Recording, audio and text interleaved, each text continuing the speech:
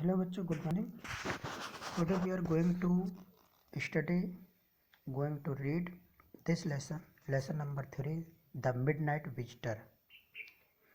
Midnight Visitor is very good story, very interesting story. Robert Arthur has written it. Robert Arthur. This is based on two detectives. This story based on two detectives. Here it is given the hint what is in the story. A Sable, a secret agent, is expecting to get a very important report. Another secret agent, Max, threatens him with a pistol, demanding the report. Does Sable outwit him? हाँ बच्चों, तो ये कहानी है दो secret agent की। जैसे फिल्मों में देखा होगा, सीक्रेट एजेंट होते हैं, अंडर कवर ऑफिसर होते हैं, सीक्रेट एजेंट होते हैं, रा के ऑफिसर होते हैं, ठीक है। और वो लोग रिपोर्ट तैयार करते हैं आतंकवादियों के बारे में, कभी कभी आतंकवादियों के साथ मिले भी होते हैं ताकि उनके बारे में जानकारी इकट्ठी कर सकें। तो यहाँ पर दो सीक्रेट एजेंट है, एक का नाम है असेबल, दूसरे का क्या नाम है, मैक्स। असेबल, दूसरे का नाम मैक्स। तो असेबल एक सीक्रेट एजेंट है जो एक इम्पॉर्टेंट रिपोर्ट तैयार कर रहा है। उसकी रिपोर्ट लगभग रेडी है, वो बस इंतज़ार कर रहा है। और दूसरा सीक्रेट एजेंट है मैक्स है। मैक्स क्या करता है, असेबल को पिस्टल से धमकाने की कोशिश करता है और कहता है कि रिपोर्ट उसको दे दी जाए। तो अब क्या, असेबल रिपोर्ट मैक्स को दे देता है क्योंकि मैक्स अच्छा आदमी नहीं है, या फिर वो उसको आउटविट कर देता। आउटविट का मतलब दिमाग से हरा देना, उसको कहता है आउटविट कर देना। तो क्या करता है ये हम कहानी में देखेंगे कि क्योंकि मैक्स भी बहुत ही अनुभवी सीक्रेट एजेंट होता है, तो क्या होता है।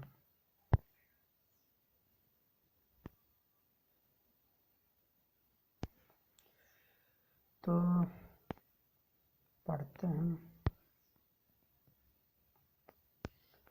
How is Sable different from other secret agents? Who is Fowler and what is his first authentic thrill of the day? तो सबसे पहले हम पढ़ेंगे फाउलर के, असेबल के बारे में। Ausable did not fit any description of a secret agent Fowler had ever read. Fowler कौन है? फाउलर एक आदमी है जो असेबल से मिलता है, लेकिन जब वो असेबल से मिलता है तो पाता है कि Ausable did not fit any description of a secret agent Fowler had ever read. Ausable ने जो कुछ भी अभी तक पढ़ा था कि सीक्रेट एजेंट कैसे होते हैं, सीक्रेट एजेंट किस तरह होते हैं, तो उसके दिमाग में एक छाप थी। जैसे हम लोग जब मूवीज़ में देखते हैं या कभी किताबों में सीक्रेट एजेंट के बारे में पढ़ते हैं, तो हमको लगता है कि सीक्रेट एजेंट जो है बहुत स्मार्ट होते हैं, लंबे होते हैं, गोरे होते हैं, बहुत सारे उनके पास वेपन होते हैं, हथियार होते हैं, ठीक है, और कुश्ती लड़ने में, मारपीट करने में माहिर होते हैं। लेकिन जो ऐसा फिल्मों में दिखाया जाता है, ज़रूरी नहीं कि हर बार वैसा, रियलिटी वैसी नहीं होती है। इसलिए फाउलर जब सीक्रेट एजेंट से सचमुच मिलता है, तो जैसा उसने पढ़ा रखा था, जैसा उसने सुन रखा था सीक्रेट एजेंट के बारे में, वैसा बिल्कुल नहीं था। Following him down the most musty corridor of the gloomy French hotel where Ausable had a room. तो जनरली जो सीक्रेट एजेंट जो फाउलर ने सुन रखा, देखो फाउलर एक राइटर है जो सीक्रेट एजेंट पर कहानियाँ लिख रहा है, ठीक है। तो फाउलर ने क्या सुन रखा था कि सीक्रेट एजेंट जो है बहुत बड़े बड़े होटलों में, बहुत ही सुंदर सुंदर बड़े बड़े होटलों में रुकते हैं, ठीक है, और बिल्कुल नए नए, बिल्कुल अच्छे अच्छे कपड़े पहनते हैं। उनके ऑफिस में सारी चीज़ें करीने से रखी रहती हैं, उनके पास खूब अच्छे अच्छे वेपन होते हैं, हथियार होते हैं। लेकिन अभी जब वो असेबल के साथ जा रहा है तो मस्टी कॉरिडोर का मतलब होता है जहाँ पर लाइट नहीं है, जहाँ पर ज़मीन थोड़ा मार्सी है, वो कॉरिडोर का मतलब गली, एक नैरो गली, narrow street. Gloomy French hotel, एक ऐसा फ्रेंच होटल जहाँ पर जल्दी कोई आता जाता नहीं है। ग्लूमी फ्रेंच होटल का मतलब फ्रांस का एक ऐसा होटल जहाँ जल्दी कोई आता जाता नहीं, उसको ग्लूमी फ्रेंच होटल कहते हैं। और जहाँ पर असेबल का एक रूम था। तो इस तरह समझ गए असेबल कहाँ रहता था। असेबल एक फ्रेंच होटल में रहता था, जो कि बहुत ही डेजर्टेड, बहुत ही ग्लूमी फ्रेंच होटल था, एकदम कॉर्नर पे था, वो वहाँ कोई आता जाता नहीं था। उस समय उसने रूम ले रखा था, वो वहाँ उस होटल तक जाने का जो रास्ता था वो भी एक पतली गली से होकर जाना पड़ता था। फाउलर फेल्ट लेट डाउन, तो फाउलर को लगा यार ये कैसा सीक्रेट एजेंट है। It was a small room on the six and top, छोटा सा रूम था, वो भी कहाँ था वो उसका छोटा सा room, six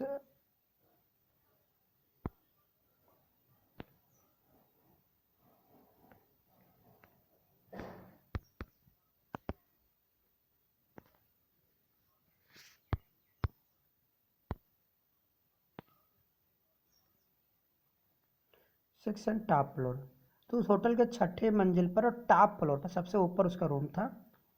and scarcely A setting for a romantic adventure, और उसके रूम में कोई सेटिंग नहीं था। जैसे कि सीक्रेट एजेंट के बारे में अगर कभी सीरियल में कभी देखा हो या टीवी में देखा हो या कोई मूवीज में देखा हो, तो सीक्रेट एजेंट लोगों का एक सेटअप होता है, मतलब उनके पास कम्युनिकेशन के बहुत सारी डिवाइसेस होती हैं, लैपटॉप होते हैं, बहुत बड़ी बड़ी स्क्रीन होती हैं, बहुत सारे गैजेट होते हैं, है नहीं। लेकिन उसके यहाँ ऐसा कुछ नहीं था, कोई रोमांटिक एडवेंचर नहीं था। असेबल वाज फॉर वन थिंग, और असेबल की एक बात थी जो सीक्रेट एजेंट से एकदम अलग थी, वो फैट था, वेरी फैट, बहुत मोटा था वो, जो कि सीक्रेट एजेंट से एकदम डिफरेंट था।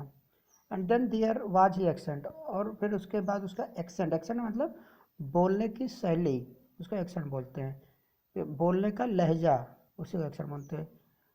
Though he spoke French and German passably, he had never altogether lost the American accent he had brought to Paris from Boston 20 years ago.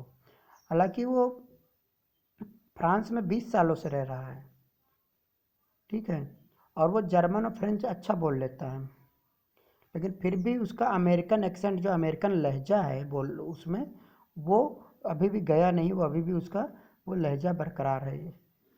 ये इस बात को हम कैसे समझेंगे बच्चों, इसको ऐसे समझ सकते हैं कि जैसे कोई पंजाबी होता है, लेकिन पंजाबी जब इंग्लिश बोलता है तो उसका एक्सेंट पंजाबी जैसा ही रहता है, मतलब वो पंजाब के जैसा ही इंग्लिश बोलता है। इसी तरह जब कोई मद्रासी होता है, वो इंग्लिश बोलता है तो मद्रासी एक्सेंट में ही इंग्लिश बोलता है।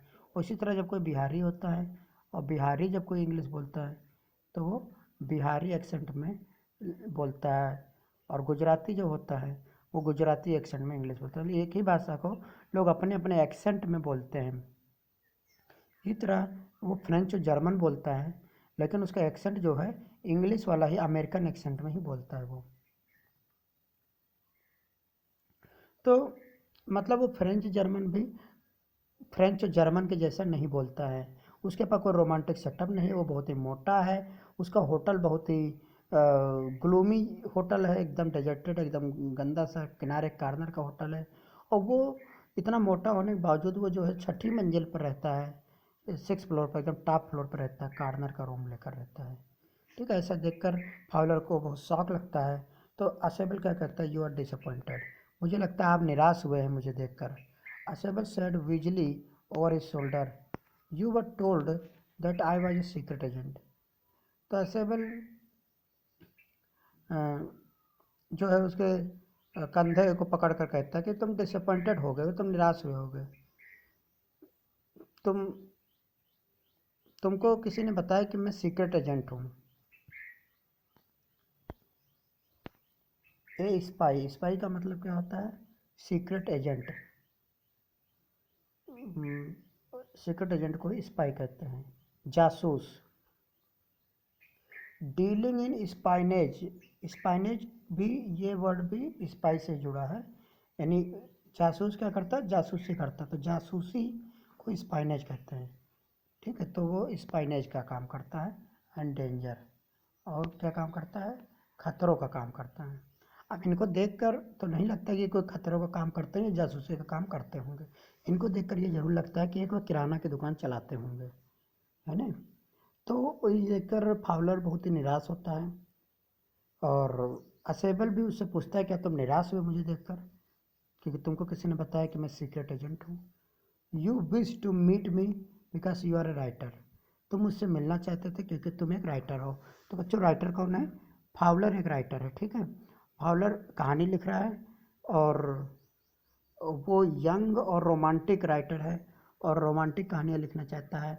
उसको लगता है सीक्रेट एजेंट की कहानी बहुत ही दिलचस्प होती होगी, बड़ी रोमांटिक होती होगी, इसलिए वो सीक्रेट एजेंट से मिलता है। You envisioned mysterious figures in the night, the crack of pistol, drugs in the wine.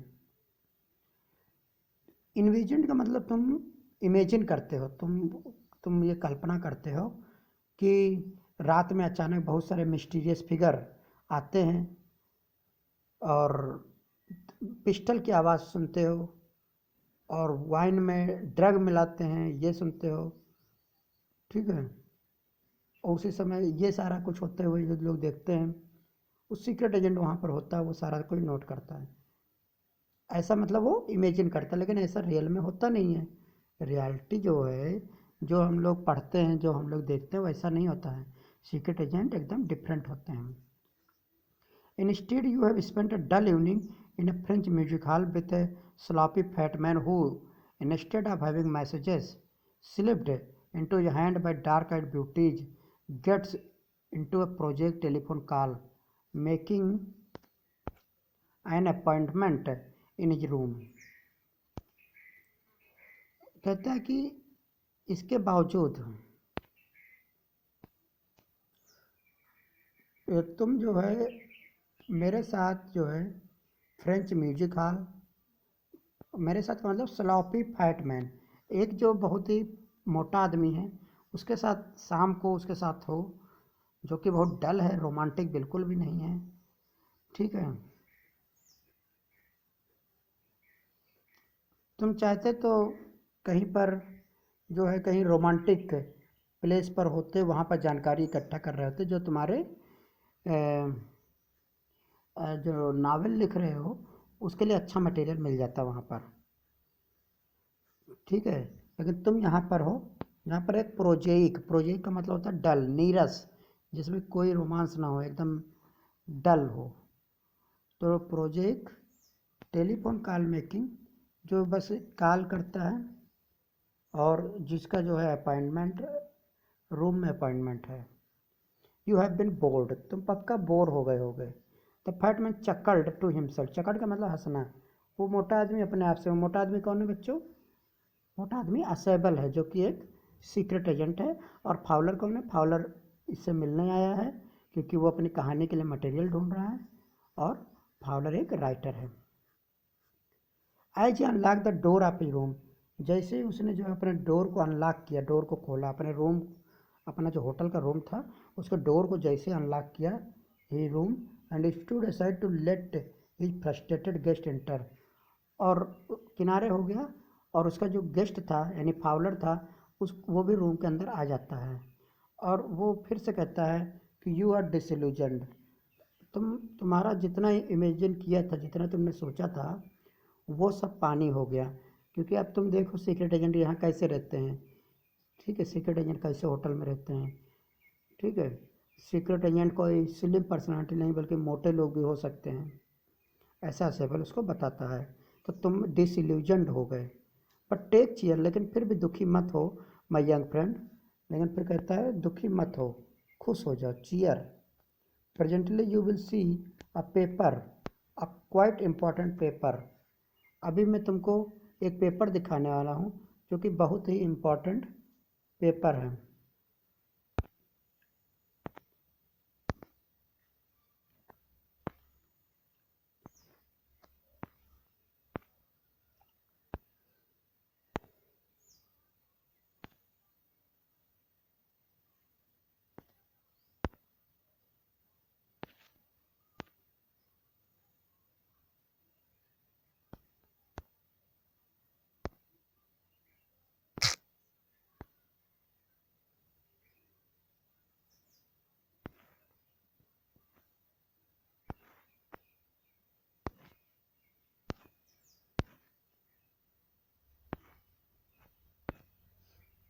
which several men and women have risked their lives come to me। और उस इम्पॉर्टेंट पेपर को बहुत सारे man और women ने अपनी life को risk में डालकर मेरे तक पहुंचाया है या पहुंचाएंगे। Some day soon that paper may well affect the course of history. तो ये पेपर क्या है बच्चों? ये पेपर एक्चुअली एक रिपोर्ट है। तो कहता है कि बहुत सारे लोगों ने अपनी जान को जोखिम में डालकर वो पेपर मेरे पर पहुंचाने की कोशिश कर रहे हैं। और सम डे मतलब किसी दिन ये पेपर जो है पूरा इतिहास बदल देगा। In that thought is drama is there not. तो ऐसा अगर सोचो तो ऐसा लगता है ये कोई ड्रामा है। As he spoke Ausable closed the door behind him. Ausable जब बोल रहा था तो उसने अपने पीछे जो है दरवाज़ा बंद कर दिया। Then he switched on the light. उसके बाद जो है उसने लाइट को स्विच ऑन कर दिया। And I the light came on. जैसे लाइट आई, Fowler had his first authentic thrill of the day. Fowler एकदम से फाउलर को अपने दिन का पहला ऑथेंटिक थ्रिल मिल गया। थ्रिल का मतलब रोमांस मिल गया, क्योंकि जैसे उसने लाइट खोला तो सामने क्या उसने देखा? For half way across the room a small automatic pistol in his hand stood a man. क्योंकि एकदम से जो थ्रिल जो फाउलर ढूंढ रहा था वो थ्रिल उसको मिल गया। हाफ वे अक्रॉस मतलब रूम में आधी दूर जाने के बाद, आधा रूम यानी रूम के एकदम बीचों बीच में एक छोटी सी पिस्टल लिए हुए, अपने हाथ में पिस्टल लिए हुए एक आदमी खड़ा हुआ था। असेबल ब्लिंक्ड अ फ्यू टाइम्स। असेबल कई बार आंख झपकाता है और कहता है, max you gave me quite a start. तुमने मुझे चौंका दिया। असेबल क्या कहता? मैक्स। तो वो दूसरा आदमी जो पिस्टल लिए खड़ा होता बच्चों, वो कौन था? मैक्स था। तो कहता, max you gave me quite a start. Quite a start means you have surprised me. I thought you were in Berlin. मुझे लगा कि तुम कहाँ पर थे? बर्लिन में थे, लेकिन तुम तो यहाँ फ्रांस में हो। What are you doing here in my room. तुम मेरे रूम में क्या कर रहे हो? तो मैक्स के बारे में बच्चों जान लेते हैं कि मैक्स वाज ए सिलेंडर मतलब पतला आदमी था। Little less than tall. उसको लंबा नहीं कह सकते, पर लंबा से थोड़ा सा कम, एवरेज हाइट का था। With features that suggested slightly the crafty. और उसके फीचर्स, उसका चेहरा ऐसा था जिसको देख कर लगता था बहुत चालाक आदमी है। Pointed countenance of a fox. और वो एकदम लोमड़ी की जैसी उसकी शक्ल थी, बहुत ही चालाक आदमी देखने से लगता था। There was about him aside from the gun nothing specially menacing. और उसके गन में ऐसा कुछ नहीं था जो धमकाने वाली चीज़ हो। ठीक है बच्चों, तो आज यहीं तक। Thank you.